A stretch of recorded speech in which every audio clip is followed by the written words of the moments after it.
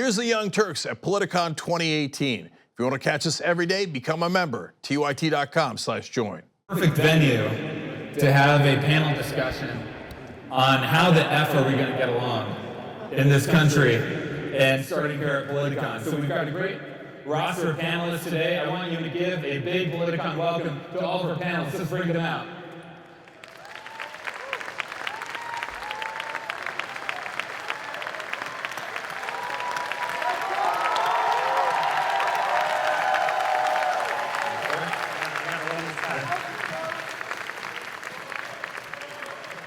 Stop it, you're going to make me blush. Come on.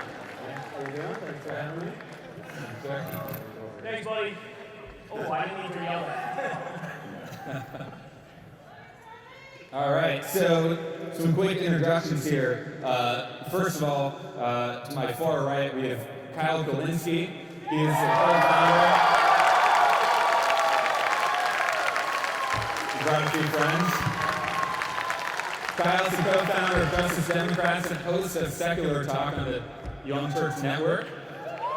To his left, we have Bakari, who is a former state representative in South Carolina, now a CNN contributor. To his left, we have the roaming Millennial, a.k.a. Lauren Chen, and she is the host of the Roaming Millennial Uncensored on YouTube. And then to my left, we have Michael Knowles, host of the Michael Knowles Show on the Daily Wire. And to his left, we have Charlie Kirk, founder of Framework USA.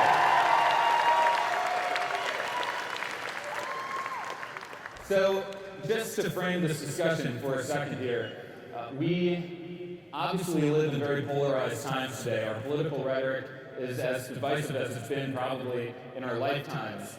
And just to put a finer point on the level of polarization today, studies have shown that the levels of partisan polarization in Congress are at the widest they've been since the end of Reconstruction. And you only have to look to the headlines in this country to see just how divided this country is. And I think, in my view, that partisanship has really metastasized into tribalism today. So I hope with the panel we can talk about how we do bridge the political divide in a media environment where it's very difficult to do it. And I think all of our panelists here are on the cutting edge of new media, and so it's really going to be on the folks here to figure out how we can create a more constructive political dialogue. And so I actually want to start with Bakari, because you have transitioned from a governance role, having served in the state legislature of South Carolina. You were the nominee for lieutenant governor in, was it 2014? 2014. And so you were in the business of trying to form legislation and work with both Democrats and Republicans in the legislature. And then you transitioned to a commentating role at CNN and a number of other platforms. So tell us more about that transition, that process, and the change in incentives that you found in terms of the type of political dialogue that would get attention and that would work. Well, first, thank you for the question. Thank you all for being here. I was very young when I ran for office, and so I know we have some people in here on the left and the far left. I know we have some people in here on the right and the far right. But I firmly believe that we're not the generation of tomorrow, we're the generation of now. And so I encourage everyone here. When I was 21 years old, I announced my race for office. I ran against somebody who was 82 years old and had been in office for 26 years. And on June 13, 2006, I became the youngest black elected official in the United States and the youngest state legislator. But the reason that I was able to do that is because regardless of how someone looked, regardless of where someone came from or their zip code, I always gave people the benefit of their humanity. And I think if we start there, if we meet people where they are, then we can find initiatives that all of us can agree on.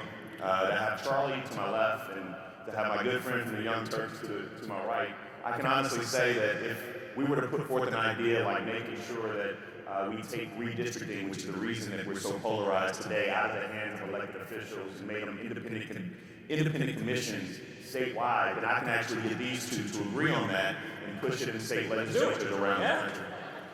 But it takes those type of bold steps. It takes people not getting caught up in petty differences. And it also takes people understanding the practical reality of where we are in this country. I tell people we made a lot of progress, but we still have yet a ways to go. Yeah.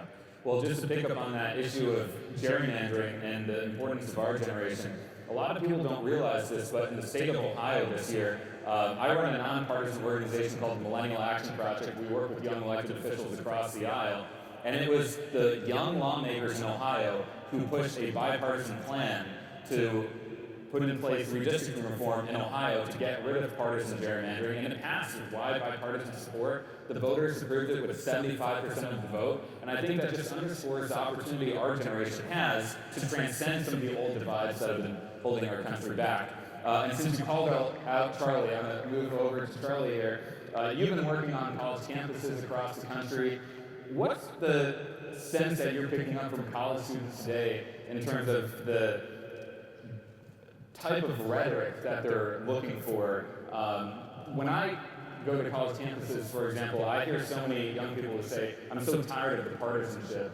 I'm so tired of all the gridlock. And I'm curious if you hear a similar thing and how folks in Turning Point are responding to that. Yeah, I agree with that.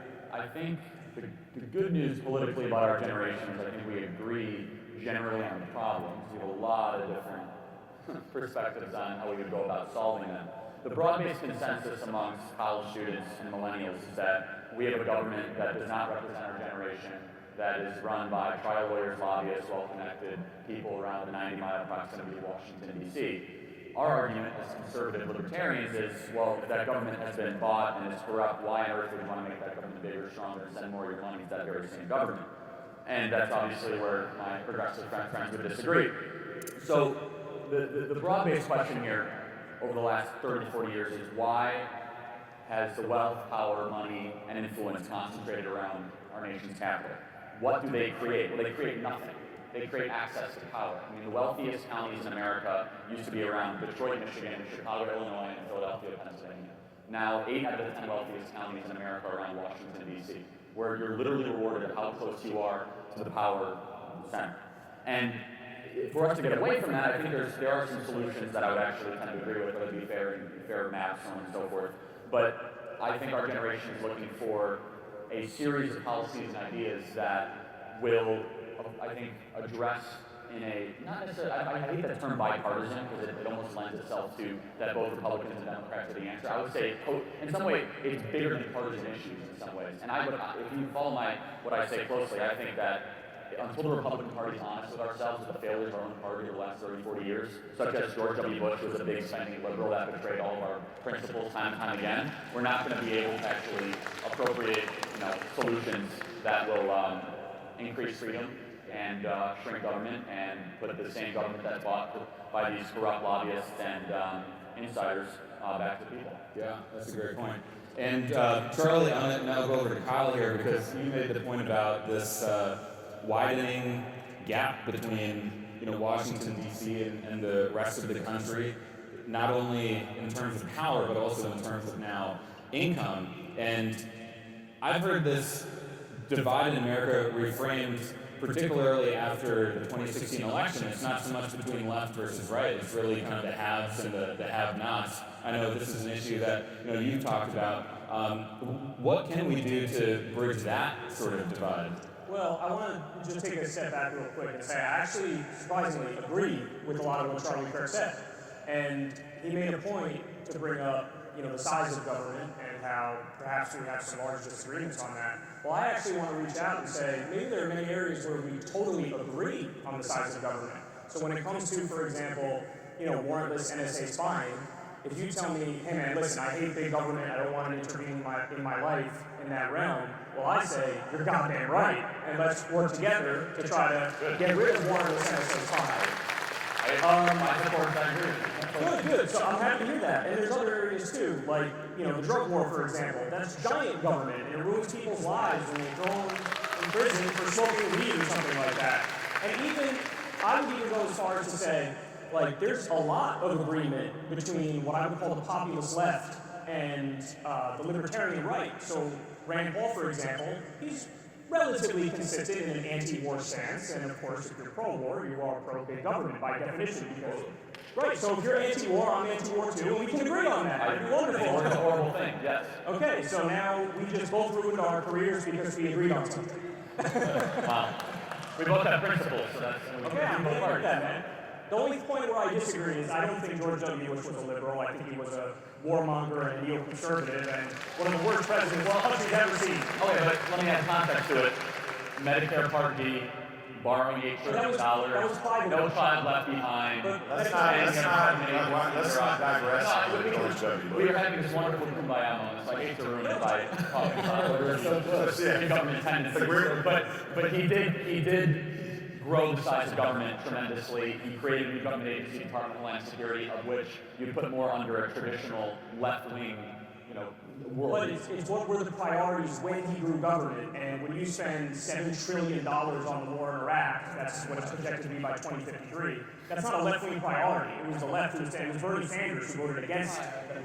All right, I'm going to bring Lauren here. So we were talking before this panel about the incentives involved in having an online TV show. And I personally struggle with the incentives on social media generally, including YouTube, because the most inflammatory rhetoric gets the most views, the most retweets, the most followers. And so I'm curious from your perspective, having run a very successful online show, how do you have a constructive conversation when the incentives seem to be pushing you in the opposite direction? Well, that is something that I'm always struggling with, and it actually came up about in our fake news panel yesterday. Someone asked one of the journalists that was there, why aren't we talking more about the big issues here, places where there's genocide and starvation? Why are these fake news headlines getting so much attention? And she gave the very frank answer, that's what people are attracted to, and it doesn't matter whether we publish the other stories or not. It's not what's getting shared, and as an independent creator, you're very aware of that fact. We can spend weeks researching a video about something like political philosophy or the public school system, and it'll get a fraction of the views that some wrecked feminist ownage video will get. And it's kind of frustrating, but at the same time, I'm trying to look at it in the way that at least people are getting involved in these issues, and my hope is if they see something that's maybe a little bit sensationalized and radicalized, not that I agree with doing anything purposely provocative just to upset people, but maybe then they'll stick around for a little bit of a deeper conversation. Maybe then they'll start to realize, all right, well, why is that happening? And hopefully, at the very least, it can lead to a deeper conversation. It's not going to be everybody. Some people just like the outrage machine. But there are a lot of people who are going to stick around maybe for the deeper conversation. Right. And Michael, you have an online show as well. Say more about the incentives that you've seen from your experience. Well, what I find is that people reward authenticity. Audiences reward authenticity. You cannot pretend to be something you're not. Audiences are not going to turn up. And that's why I hate to break up our kumbaya feelings here. I love the polarization. I love it. I love the partisanship. I spent a long time researching a book that I wrote called Reasons to Vote for Democrats. It's quite thorough, by the A way. very thorough book. I love it. I want a choice, not an echo. I don't want mealy-mouthed kumbaya. I don't want any of that. I want to know when I'm voting who I'm voting for. In the 1930s and 40s, one of the major complaints of political scientists was that the parties were indistinguishable. You had on issues anything ranging from life to taxes to death, whatever. People having unclear points of view. Now I know on all of those issues, on the size of government, on the role of government, on socialism, on life, on marriage, on death, on everything. I know where the parties stand. That's the country that I want to live in. It gives me a choice, not an echo. The conservative movement was founded in this. How do we get along? I have a simple answer. We win and you lose. And that might seem a little harsh. But there is no, to quote Ronald Reagan, St. Gipper, there is no choice between freedom and slavery. These are not morally equivalent. When one party has elected leaders saying that we should go to Republicans' homes where their children sleep, we should physically mob around them, though there is not a moral equivalence to some harsh rhetoric from little old me on my internet show. Those are not the same thing. I'm glad that there is a difference now, and that's my, maybe that'll be the sequel to my bestseller. All of the reasons to vote for Democrats Part 2, we win, you lose. So I want to just pick up on that real fast.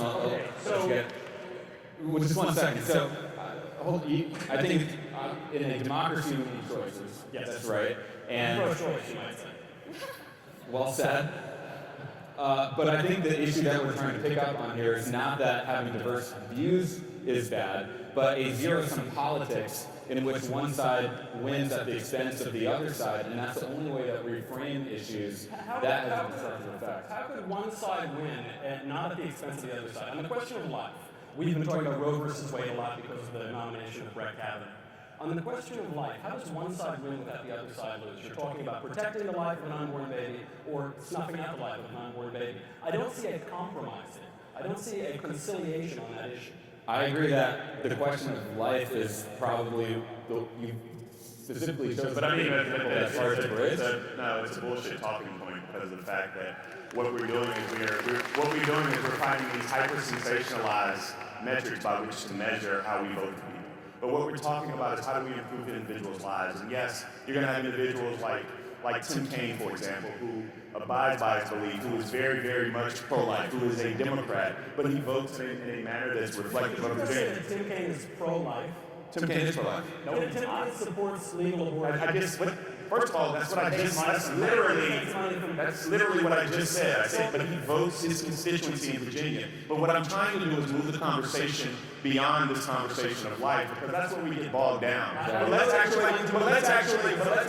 my only point to you is that, listen, we can talk about, if we want to just sit here and we want to have a discussion that goes nowhere, we can talk about issues of life where we probably will disagree. We can talk about issues of race where we probably will disagree. But let's actually talk about something substantive that we can probably find common ground on. Like, how do we make sure that people have health care in this country? How do we make sure that kids get properly educated in this country? But what I will not do is waste time on discussions that people just we continue to have these same discussions and sensationalize it so people get clicks. This is not a click.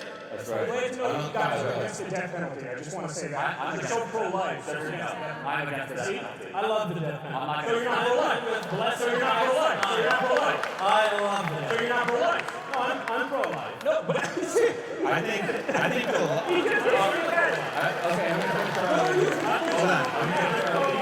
I'm pro-life and I'm also pro-due process, which unfortunately one political party in this country has abandoned. So then you're against the time Let's just cut through the talking points. Let's due process, you're against HIPAA. Guys. If you're for due process, you're against Guantanamo Bay. No, I'm for due process for American citizens. I'm not for due process for terrorists who fight the violation of the All right, guys, I'm going to step in here. I'm going to see the convention protections themselves. I'm going to step in This here. is going to be easy if he keeps walking right into the trap like that. So, Charlie, I didn't want to. Were you going to say? No, I'm enjoying being the calm one on this. Okay. This is a major change, Charlie. I'm being the arbiter. You don't have to worry, Booker had his Spartacus moment. I'm having my Charlie Kirk moment. Oh, okay. So I'm going to go back to Reconciliation. I'm going to go back to Bakari here because I think. You want to jump in? We didn't want to mansplain everything. But just even with the issue of abortion, I think, and this applies to most issues, it is very easy to see it as black and white. But even that whole dichotomy you have of pro-life versus pro-choice, that doesn't even fully encapsulate the range of political views that people do, right? And there are so many things when it comes to specifically abortion that we can talk about. We can talk about how do we make sure that if people want to have adoption, that is easy and available for them? How do we make sure that people are aware of different contraceptive methods so we don't have the unplanned pregnancies in the first place? We either kill all the babies or no one has, that's just, I don't think that's a very constructive way to look at the situation. And I mean, abortion, if there ever is one, people would think it's black and white, but it's really not. Yeah. So Bakari, I'm going to do this as respectfully as possible because if I didn't do this, I would regret it. Preparing for this moment. Go. Let's go. Can you tell by the shoes? I don't even know what those I don't are. know what those are. Charlie, let's start about excuse me. Guys, No, we're not going to have to do this. On cable news, you said when Kanye West entered the Oval Office, this is what happens when black people don't read. Do you regret That's not what I said. What did you say? Well, let's actually, if we want to go back and I mean, the tape said this is what happens when black people don't read. That's not what I said. What did you say? I actually said that this is a discussion, and my major issue with Kanye West is that he attempts to make anti-intellectualism cool. And what I said is that You said this is what happens when black people That's not what I said. That's what the transcript Actually, I said, Charlie, do you want... You asked me a question, so I said you regret. No, I don't regret anything, Charlie. So this is the point. I said, that's not what I said. If you want to know what I said, I'm attempting to tell you. I said that I have a problem with Kanye West because he attempts to make anti-intellectualism cool. I said there are many people who want to talk about criminal justice reform who will not send Kanye West to the White House to do that. I said Kanye West is what happens when Negroes don't read. You know what that is? That is a fact. So you did say it. I said Kanye West is what happens when Negroes don't read. That's what I just said. No, that's not what you just said. He's a genius. Time out. What is Kanye West, and I don't even know why we're here. Because you said we need to have conversations on civility. You go on cable news and say that a 7-time Grammy winner, multi-billionaire, courageous man going to the Oval Office is what happens when people don't read. That's not what First of all, a hypocrite. First of all, how are you going to have a conversation? All right, so what we're going to do here is I'll give you that for a second. If you're trying to be this big reconciliation, we all get to go along, and you on CNN, and you bash a successful man that has the courage to wear a Make America Great Again hat. You deserve to be called out for that. Okay. All right, I'm going to come in here, so Bakari will have a response, and we're going to move on to the topic. So personally, I love when we feign indignation. That's like the cutest thing ever. But on a much more specific note, first of all, it's factually accurate because Kanye West is literally a quoted non-reader. He doesn't believe in reading, okay? So that bothers me. But if we're going to have a conversation about criminal justice reform, I actually want somebody who is articulate on the issue of making sure that we ban for-profit prisons. I want somebody who wants to end the prohibition on marijuana. I want somebody who's going to actually go and talk about putting rehab and social programs in prisons so when people get out, we don't have high rates of recidivism. I want somebody who can actually talk about issues that are near and dear to my heart. And so while we want to feign this and say, oh my God, you said black people can't read, what I did was I directly quoted Chris Rock making a point about anti-intellectualism because I'm sick and tired of individuals who want to get in this discussion but do not have the depth to have it. You can have Kanye West, and you can trot him out. You can trot him out with the Make America Great hat on, but I don't stand on the shoulders of Kanye West, Charlie Kirk. No. Let me finish. I stand on the shoulders of Walter Scott, of Trayvon Martin, of Keith Lamont Scott. I stand on the shoulders of all these people who were killed, of all these people,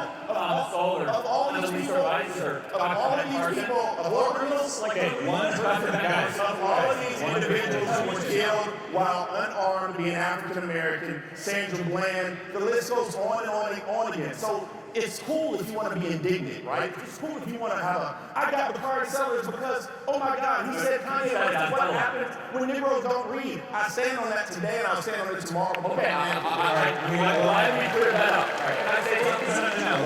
It's Kanye a genius. Guys. Being a multi-billionaire and a 7-time Grammy winner is a form of genius. Charlie. I haven't said this. I think you're a genius. Guys. There are many different forms of genius. I'll say here real quick. Hold on. Charlie, this is the incentive for politics that's destructive. You guys are trying to get a Twitter moment right now, and that's not how I'm so sick of people saying they want kumbaya moments, and then you go on cable television and say someone like I just explained it. I know. I just explained it. I'm happy to address Bakari what he said. I think Lauren wanted to Well, I think we got some really good points, and unfortunately, we are living in a society that is celebrity obsessed, and people like Kanye West are who we are turning to for political ideas. It's not great, but here we are. He is someone who is obviously not some sort of political mastermind or philosopher king, but at the end of the day, at least he is trying to raise awareness about issues like prison reform. I would love it if it was someone else besides Kim Kardashian who advocated for getting someone released who was in life prison for a non-violent. But that's not. But my only point is, I appreciate that. Well, I appreciate that effort, right? I appreciate the effort of Kim Kardashian going and getting one person out. I appreciate Kanye West being able to say the word prison reform. That's not what I'm talking about, though. I'm talking about being able to go to the White House and represent people who look like me, okay? And not only that, but speak to the. But no. But I wish that was the case. I wish it was the case that Kanye West could go and sit in the Oval Office and have a 15-minute rambling dialogue with the President of the United States and just speak for himself. That's not the point. He does not. He speaks for so many people who look like me, who are brown, who are black, who are persecuted, who are put upon. And so when we have that moment where somebody goes out there and embarrasses us, But is that Kanye West's fault that everyone else wants to play into identity politics and say that one black man speaks for all people? These are things. You know what? I appreciate that. I wholeheartedly appreciate that. However, that rhetoric it doesn't meet the test of reality. That's my only point. And listen, if you want to have a conversation, if Donald Trump wants to have a conversation about criminal justice reform, he can go out and talk to Michelle Alexander. He can talk to Jordan Edwards' mother, or Lucy McBath. He can talk to Sandra Bland's parents. He can talk to people who actually went through this. But pardoning one individual, or granting clemency to be accurate, to one individual is not reform. And all I'm simply saying is, if you want to trot Kanye West out, fine. If you want to wear Yeezys, fine. But my only point is, do not sit here and tell me you're dope and you're hype and you can do everything on criminal justice reform because you talk Kanye West. I'm going to bring in Michael here because criminal justice reform is an interesting area of left-right alignment right now. You've seen the Koch brothers, for example, get very active in trying to Rand Paul to try and reduce the prison population and reduce mandatory minimum sentences. Grover Norquist is very much involved in this. So, Michael, I want to get your response to that. Do you agree with some of those voices like Norquist and the Koch brothers who want to reduce the huge budget line item that some of our corrections facilities have created? I think we should put more criminals in prison. I see no reason. Yeah, I mean, I like Grover Norquist and I like the Koch brothers, but there was this wonderful headline in the New York Times a number of years ago by Fox Butterfield. It said, prisons keep filling despite the crime rate falling, as though there weren't some correlation between putting criminals in prison and the crime rate falling down. Are there certain instances where there's abuse? Absolutely. Should we reform that? Absolutely. I am all for putting criminals in prison. There are a lot of talking points on this issue. I think a lot of them are frivolous, particularly when it comes to the war on drugs. So I'm happy to talk about it, but probably that will lead us nowhere. On the question of is this country too harsh on its criminals or not, I think we're not harsh enough. I want a nice, safe country, and this has been a big win for President Trump. You know, we're talking about bridging divides and bringing people together on certain issues.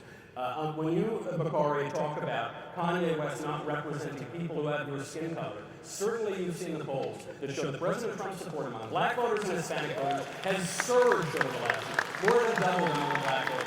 Why is that? Because clearly, people are feeling more represented by this administration. People are coming together, and I think what you're seeing right now, with the hysteria, with the attacking Republicans in restaurants, is the last gasps of people who thought that it was theirs. They deserved power. Democrats deserved it. Hillary Clinton deserved to win the election, and it was wrongly taken away from her.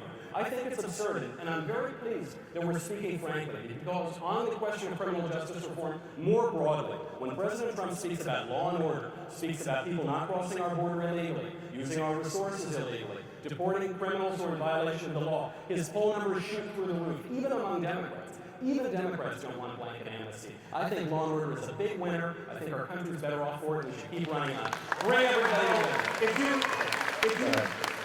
If you actually care deeply about law and order, then I'd like for you to call for the breakup of the U.S.-Saudi alliance, because we keep giving them, we give them over $100 billion in weapons, genocide in Yemen. Totally agrees on that. If you agree, great. I'm I happy. believe we both will allow Saudi Arabia and everyone Wonderful, wonderful. And also, I want to agree with you on another point. You said we should put more criminals in jail. I agree that the fraudsters on Wall Street should all be in jail. Okay. I'm not just to respond to that yet. I'm not opposed to putting criminals behind bars, even if they work on Wall Street. Look, Wall Street often votes Democrats, so I've got no political allegiance to them as it is. As for the Saudi alliance, though, I find this to be a huge distraction from the Democrats.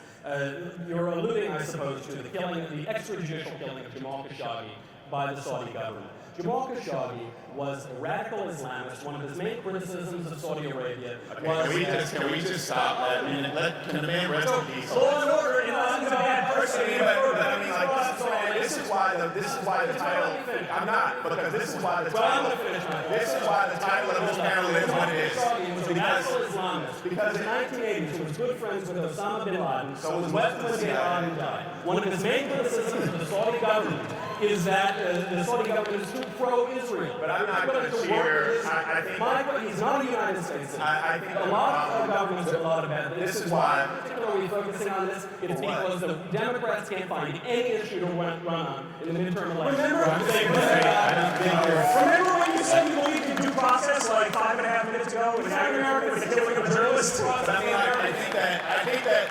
But first of all, I think that. Not you. So when we get to the point where we have these like really bullshit, sensationalized talking points, we begin to lose people, right? And people clap and they chant and they scream. And this gentleman was a Washington Post editorial reporter, and if you want to talk about something he did in the 80s, so be it. But I'm not. But that's fine. You're trying to talk with me. That's fine. But my only point is that like he was killed in an extrajudicial killing in a consulate.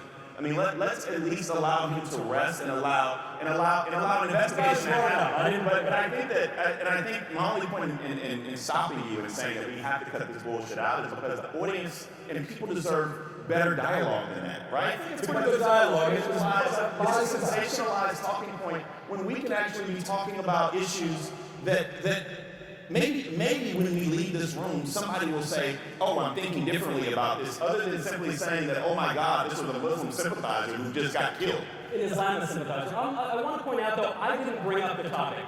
My friend over here brought up the topic, and I'm happy to answer it. And this happens all the time. On the left, he talked about the U.S.-Saudi alliance. On the left, this always happens. The left brings up a talking point as an attack on the right. The right responds, and then they say, whoa, it's not an attack. Charlie agreed with me. And I'm not an attack. Can I get in on the Saudi debate? This is something where Michael and I might have some disagreement. We only disagree on like 3 things. This might be one of them. I think Saudi Arabia is one of the great enemies of the West and of America. I'm sick and tired of appeasing them. They're seen as 19 of the hijackers of Saudi Arabia. We should not be transacting hundreds of billions of dollars in arms sales to fund their unethical war, probably illegal war in Yemen. Yes. So here's where Michael and I agree, and we might disagree. They're also the #1 funder of madrasas across the world, which is hotbed centers of radical Islam and terror cells that end up being ISIS terrorists. And so I think the U.S.-Saudi relationship has gone way out of bounds, and they never paid a price for what they did at 9/11. Yeah, I agree with that. They never paid a price for the worst terrorist attack, probably the worst domestic attack since 9/11, since Pearl Harbor, on American soil in the last 100 years. So this is something we could agree on. And Khashoggi, I would actually agree with Michael that there's probably a little more coverage on this than would be usual. That's just despite the point. But I think it's highlighting a broader context of how Saudi Arabia has been lying to us. We've been funding them. We've been giving them arms. We've allowed them whatever they want. And we have yet to fully allow the 9/11 victims' families to sue the sovereign wealth fund of Saudi Arabia, bankrupt that country, and make them pay those families what they did on 9/11. All right, we're going to move to a slightly different line of questioning here. We're here talking about some of the headlines. The fact is still, if you go beneath the headlines, we live in a very broken political system. And I want to get to some of those incentives primarily because we don't give them enough airtime, to be honest. It's often not as sexy. I think it's very important. And so actually I do want to bring in Bakari for a second because you worked on the Obama campaign in 2008. And I think the last time there was an interest in trying to transcend the divide was that campaign. And Obama's famous words in 2004 was that there's not a liberal America, there's not a conservative America, there's the United States of America. And then at the end of his presidency, Vice News did this great documentary called A House Divided.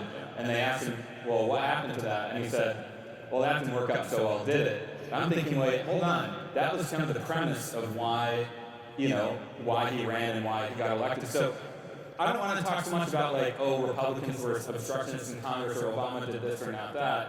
I want to get one layer deeper there and ask, what are the process issues that caused that mission to fail so spectacularly during his presidency? Well, I mean, I think that even our discussion yesterday amongst my friends on the left, we have a tension about those policies and issues, and so it's pretty good if we don't maybe get caught up there, but delve to where you want to go. I began this earlier today by saying that in this country we've made a lot of progress, but we still have ways to go. And one of the issues that I give Donald Trump credit for in somewhat of a backhanded way, that we are now actually having a discussion about robustly, is the issue of race. It's an issue in this country that we've never dealt with. It's one that we've never truly had any substantive conversation about. And people think that we are very far removed. I remind people often, my father was shot by South Carolina state troopers in February 8, 1968, protesting a bowling alley. They denied his bond and housed him on death row. My sister was born without her father. My family, we had to literally live on welfare for a period of time because of the simple fact that my father had a felony on his record simply from being an activist, right? But this isn't something that happened in history books 100 years ago. This is one generation.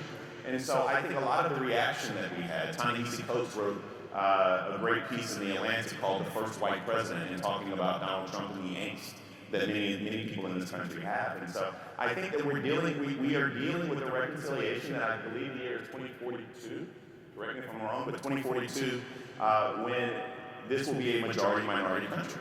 And what we're dealing with now, a lot of what we're dealing with is the browning of America.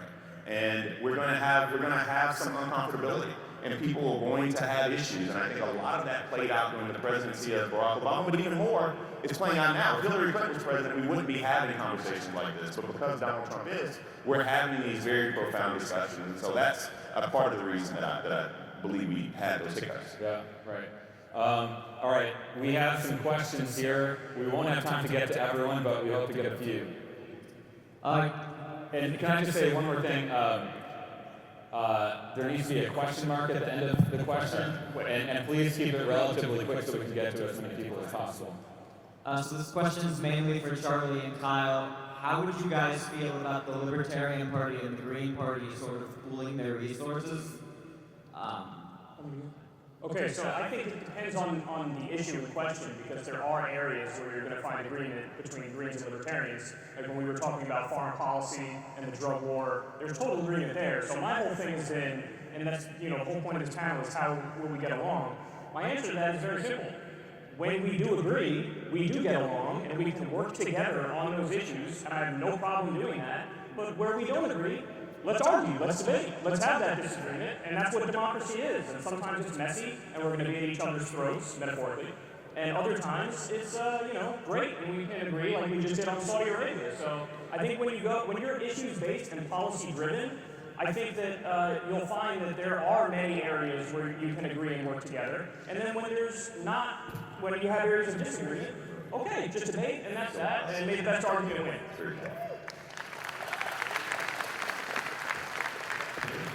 And me being more of a civil libertarian, I wouldn't suggest the Green Party and the Libertarian Party to converge. They would disagree. No, not totally, of course. No, they would disagree on a lot of things. Yeah, at least half the stuff. But I would say that, and I'm libertarian on a lot of issues, traditionally conservative on other ones, but the best thing that's happened in the last 8 years is seeing libertarians finally admit that this Libertarian Party idea has to be within the Republican Party. You see Rand Paul, you see Thomas Massie, Justin Amash, and you see conversations at even the top level of Republican leadership are talking more like libertarians on issues, which is a great thing. Talking about disdain for government power and government overreach, all those sorts of things are very positive developments, and that's happened since the Tea Party movement. But again, I think that there's things that we can agree on, and obviously things we'll fundamentally disagree on. And these civil libertarian issues, I think, is a good starting point. It is, definitely. All right, next question. Hi, I asked a similar question to Dan Coulter, and I wanted to get your take, Charlie. When we see numbers like Democratic senators representing 35 million more Americans, but are in the minority in the House, Democrats represent 1.37 million more people, but Republicans have 33 more seats, and 33 million more people voted for Hillary, but Trump is president. You seem to agree that this shouldn't be politicized. can we count on you and other conservatives to reform the system that supports them? So yes, but I'll take a little exception with what you said first. The premise of what you said, though, is operating under the idea that we are a democracy. We are not a democracy in America, nor should we ever become a direct democracy. We are a constitutional republic that uses a democratic process to put our representatives in power. And there's a big difference to that. A democracy, as warned in the Federalist Papers, would have lent itself to the tyranny of the majority. Decentralization of power and states' rights is essential to a republic. Remember, the states created the federal government did not create the states. And so the diffusion of power to give states such as Wyoming and Montana, North and South Dakota representation is critical. Now, it works for both parties, too.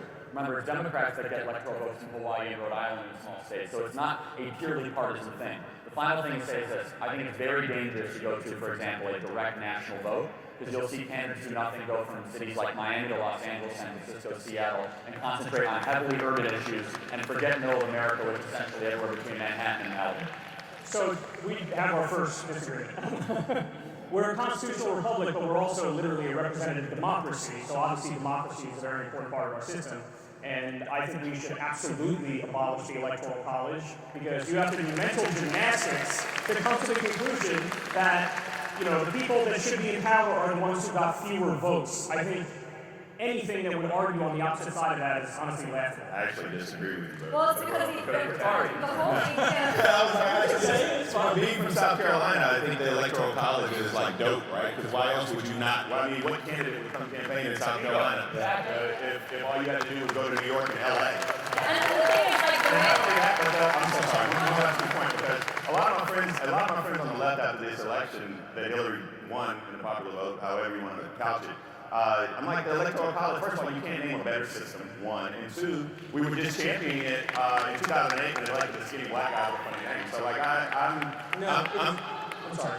No, I was just going to say, it's a matter of principle, in my opinion, that I actually think, I'd go beyond that. I would actually say, in this country, on the top, most important 5 or 10 issues, I think every year our entire country should go to the polls and vote on the 5 or 10 most important issues. So, for example, if one of those was ending the Iraq War, I think this country would be in a much better position if people got to directly vote on should we legalize marijuana, should we end the Iraq War. But stuff like marijuana, you are able to directly vote for your state legislature, and that is like essentially direct democracy. There's no like electoral college for your state legislature where a lot of things like drugs are related to, as they should be to the states. But the bigger idea, and this is coming from a Canadian, is that it's states who elect the president, not individual people. So I think the whole balance with the states being semi-sovereign entities that are able to sort of have the, lab experiments with smaller issues. I think that is important. So if you told me, well then let's compromise and find a middle ground, and let's have more of a direct democracy on specific issues in the individual states,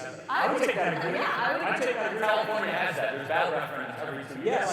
So I live in New York, and we don't have any ballot referendums. I know we already changed that in the state, though. That's what makes the laboratories. I'm a little hesitant about the whole state rights thing. There was a war that was fought over that. All right, let's all right, this is not next question. Bring it to the states, let the people vote in the states. Okay, next question. Mr. Sellers, you said you don't stand on the shoulders of people who don't read. That's not what I said, but go ahead. I'm pretty sure it was. But then you proceeded to say that you stand on the shoulders of various blacks that died for various reasons. Do you really believe that these blacks whose names you listed were avid readers? Yes, Martin Luther King was an avid reader. He didn't say Martin Luther King. That was like a next question.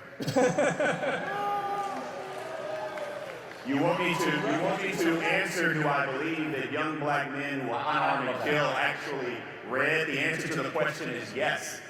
They actually read, because it's not a fucking big deal to see a black kid read a book, so I don't want to answer the question.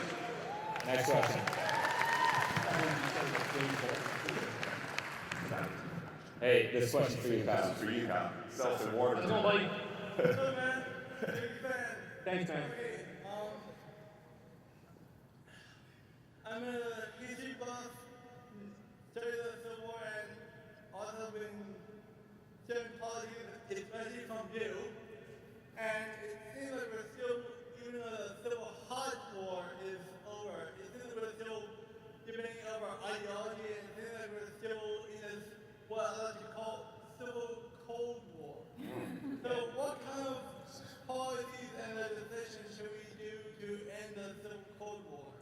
So what should we do to end the civil war? Honestly, Best question of the day. Yeah. that's great. Asking better questions than you. I think the only thing we can do is have conversations like we're having right now. And as you can tell, at times we ceded and we disagreed, but then at other times there were points of agreement. And, you know, one of the other points that I was going to make during the course of the panel is that I said that a lot of Donald Trump's campaign rhetoric was stuff that I agreed with. Like, for example, when he would bash NAFTA at every rally, and he said, okay, this is destroying, you know, working people in this country, and we need to fix it, and we need to stop doing these terrible trade deals. And I think that the way you bridge that divide is by, again, being issues-driven. Because when you're issues-driven, you will find points of agreement. Whereas opposed to if you're just a partisan hack, you're going to just be a partisan hack. And even if you contradict yourself on an issue, you'll say, I don't care, I agree with the Republican because I'm a Republican. And that makes no sense. Democrats do it too, yes. Thanks, buddy. Thank you. Great question, Ron. Good one. Yeah, so since this is supposed to be how do we get along, right? My question is for Bakari. Like the party or that would be. Sorry. I've never done this before, but affirmative action. Mm-hmm. What's your opinion on that? Because I, as a white male, applied for a job in a predominantly black neighborhood. Then they have stipulations. They have to hire so many black people versus minority, whatever the demographics are. Is that fair? I mean, So first, I think we need to back up and actually just deal with facts. The number one group of individuals that benefit from affirmative action in this country are actually white women. So that's actually first, and that's the first thing that I would tell you. I think that for a long period of time, I often tell people that I can't make you dance, but you know I do think it's necessary that everybody have access to the dance floor. And when you're talking about, legacy enrollment, and you're talking about higher education, you're talking about jobs, what affirmative action has done was simply allow individuals who otherwise would not have had the opportunity to compete. But the largest group of individuals in this country who have taken advantage of affirmative action programs are not blacks, they're not Hispanics, but they're actually white women. Do you think that there is a time when, after all the great gains that affirmative action has made, that we should get rid of it? Now there is suits against Harvard and Yale for discriminating against Asian students. Is there a time at which we should phase out affirmative action, and when do you see that happen? Is there a time? The answer would be probably yes. When do I see that happening? I'm not sure. Could I, as a sort of white woman, weigh in? I think, so I think the issue with affirmative action, and you know, I'm someone who I very much believe in meritocracy, but even though I don't support the idea of affirmative action, I think the people who do are addressing a real problem, which is that there is a big the lack of representation among certain groups in positions of power in higher education. I think we need to be focusing more on why that is, and I think that goes back to let's talk about public schools in neighborhoods where they just simply don't have the funds and where the high school graduation rate is extremely low. Let's talk about trying to bring skills into these communities. Let's talk about, instead of just throwing everyone in prison, let's talk about treatment programs for things like that. And I think if we begin to address the problem from that issue, then the whole debate about affirmative action might not be as So you actually hit the nail on the head because you're talking about a holistic approach. Right. And I think that a lot of times we piecemeal because people want to ask you, how do you feel about affirmative action? Well, affirmative action is what some people is a remedy to a large problem, but it's only part of that. And so I think that we have to, as you said, we have to look at the fact that African American kids have less access to 4-year-old kindergarten programs. They're more likely to go to school hungry. They're more likely to have issues that lead to pre-existing, or not pre-existing, everybody wants to talk about pre-existing, but preventable diseases. Right, even if it's like prenatal nutrition, isn't it? Correct. So I mean, I agree with you wholeheartedly. Look at that. We're agreeing too much, man. Very quick. I appreciate that. But very quick. You said affirmative action is a remedy. Well, it's also a punishment against Asian American students that do quite well. It's racism against Asian Americans.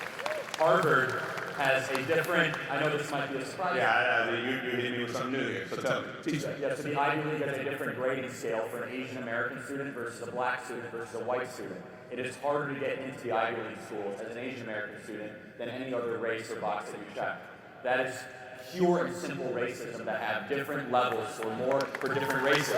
and we call it a remedy. It's a punishment against an entire portion of the American population that is about 8 to 10%, based on the census data that's about to come out, we'll find out, that happens to be the richest group in America. Asian Americans are the richest group by race in America, and they weren't in the 1940s, yet over the last 70 to 80 years, they did the 3 things you need to do to stay out of poverty in America, as the great Ben Shapiro talks about every single day. You need to graduate high school, get a job, and get married before you have kids. They've done those things over the last 60 years. Now we're punishing them in the college admissions process. So, we need to be specific though, because it actually depends on which group of Asians you're talking about, because typically when they came from lower income nations, they stayed lower income, whereas when they came from richer families, so for example, Vietnamese immigrants are actually more poor than, say, Chinese immigrants. So I think that's a very specific case, like generalization, like, oh, basically they just have family values, and that's why they're better. That's a cheap. You could say probably the richer say got into Oxford and Yale. You could say the same for everything. You could say, for example, immigrants from South Africa are considered African Americans. They tend to be richer than African Americans that have been in America for 150 years, multi-generational. Sure. So you have to use the aggregate of the data. That's what I'm saying.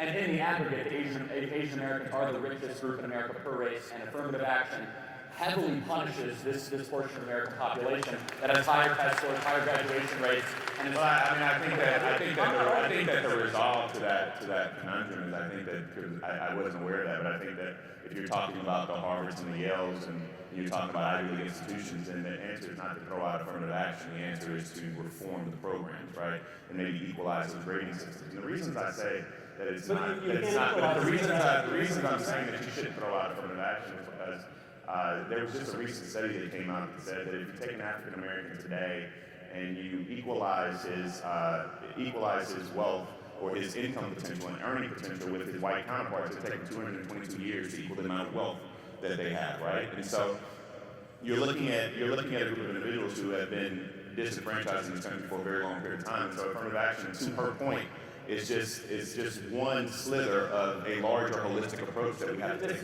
But I don't even know where we got this rabbit hole, but yeah. I'm very curious as to your answer on this. What do you think of a class-based affirmative action system? No, I don't believe it's government's role to solve any sort of inequities. Freedom, opportunity, it's not government's role to socially engineer. Guys, let's get to the next question. Hi, this is a question for Mr. Kirk. Isn't it hypocritical for you to virtue signal about Candace Owens and shit all over Taylor Swift? So how the fuck are we supposed to get along? You mean Kanye West, but yeah.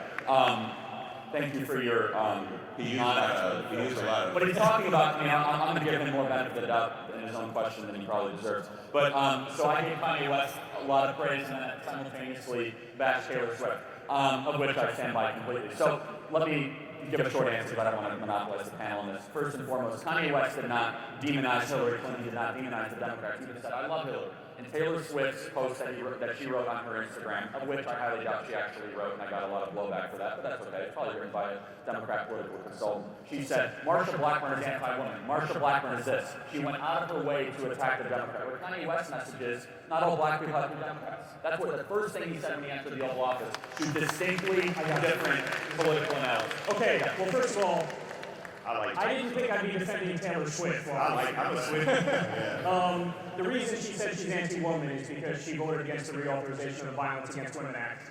So it's fair to categorize that as an anti-woman vote. Okay, but she also championed over 8 bills that went after domestic abuse perpetrators, so on and so forth. So to say that Marsha Blackburn, a woman, is anti-woman does not look at her totally and completely. Of course, okay, let's not be silly. It's impossible to be part of a group and be against their broader interests. Right, but again, but to say Marsha Blackburn is anti-woman when her whole track record, her whole life is about female empowerment in the Good Old Boys network of the Republican-run party of Tennessee, I think is disingenuous for Taylor Swift and shows that she obviously does not have an understanding of Marsha Blackburn's 20-plus years of public service. If you vote against the Violence Against Women Act, you're anti-woman. Next. All right, next. All right. Why are we debating that? All right. Again, we'll vote for that we're better. That's okay. We'll talk about it. Go ahead, sir. Thank you. As Catholics, and seeing that you support that the government's job is to protect life, why would you support recourse to the death penalty when prison technology has advanced to the point where we can protect the citizenry from dangerous criminals without putting them to death? Perhaps we can and perhaps we can't. My view on the death penalty is, you were talking about a Catholic question, is in keeping with 2 millennia of Catholic theology, although there is now some question about that raised by the present Vicar of Christ on earth. But we another time, another place on that. There are different reasons to use punishment. You can use punishment to be rehabilitative, you can use punishment to be punitive, you can use punishment to protect the public from the criminal, all of which I think are perfectly licit. Obviously, throughout Scripture, St. Paul writes about how civil authority has the right to come down on people, and many doctors of the church and many people from the patristic era also wrote about this. Okay. Why should we do it? It's because justice is very important, and there are bad incentives that go down the line when you stop punishing people for heinous crimes. It's very easy to sit here and say, oh, I oppose the death penalty for all cases. What about some awful terrorist who kills 3,000 people one sunny morning? What about somebody who commits awful crimes, rape, murder? Why wouldn't we attack those people? Why wouldn't we punish those people? I don't really see the argument. Obviously, we should protect human life, but people can compromise their own rights. And if you commit a heinous crime that would leave society better off without you, I don't see any reason not to punish that. And my final point is that there is a medicinal benefit to capital punishment, which is, to quote Dr. Johnson, hanging concentrates the mind. Depend upon it, sir, when you know you're going to be hanged in a fortnight, it concentrates your mind wonderfully. So I think there's a spiritual and a medicinal benefit to it, and I highly recommend that Catholics around the world embrace it again. I'm a conservative against the death penalty. I'm going to give you the conservative reason why I'm against the death penalty. First and foremost, I think it's wrong the amount of people that we have brought to the death penalty chair that were wrongfully accused, and I think that's horrible.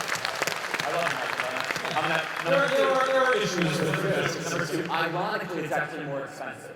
It's actually more expensive than life in prison because of the appeals and because of the amount of legal jargon around how long it takes to actually get someone to the death penalty chair. It's almost 10 times more expensive. The third thing I say is this.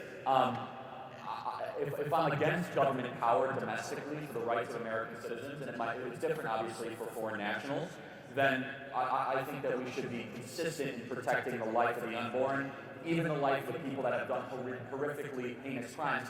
That obviously give them 50 life sentences, no chance of bail, never allow them the light of day. But I think we as conservatives need to be consistent in how we say, well, we should be protecting the life of all people, no matter how difficult it might be, saying, yes, we want to see that person perish. That's where our principles take the most amount of courage to stand for. So that's when I will disagree with that. But I will say this in closing, where I'll put my counterparts on the left. The amount of focus the left puts on the death penalty and saying, oh, we should not execute them, and then they turn a blind eye on the millions of people in the womb. That's the other thing I think that's a little hypocritical. So I will say I'm consistent from the womb to the tomb. I'm pro-life. I think that's a nuanced conversation we can have when it comes to that issue, but my final point will be this. Very quickly. I think that people who are pro-life should go even beyond being consistent to your extent and argue against the bombing of 8 countries that we're currently doing right now. All right. So he wants to stop bombing all those countries that Obama started wars in. Yeah, I agree with that too. So first of all, I just want to thank all of our panelists. This has been a lively conversation, and I think I'll just close with 2 points. First, on the topic of political divisions, this was a topic that the founders very much warned us of, and I would look to what George Washington said in his farewell address. He said, in these times of extreme partisanship, our country becomes vulnerable to foreign corruption and influence and creates fertile ground for authoritarian tendencies. And I think these political divisions we have in our country is really the challenge of our time. And it's not to say that we all need to agree all the time, but we need to have better arguments. We need to have better conversations. And that's why I'm grateful to our panelists here. And the last thing I'll say that makes me optimistic is when you look at the millennial demographic right now, if you look at the data, we tend to be much more issue-focused than party-focused. And if we can have more of a dialogue around that, we might have a better republic in the future. So thank you all very much, and thank you to our panelists. Give them a big round of applause.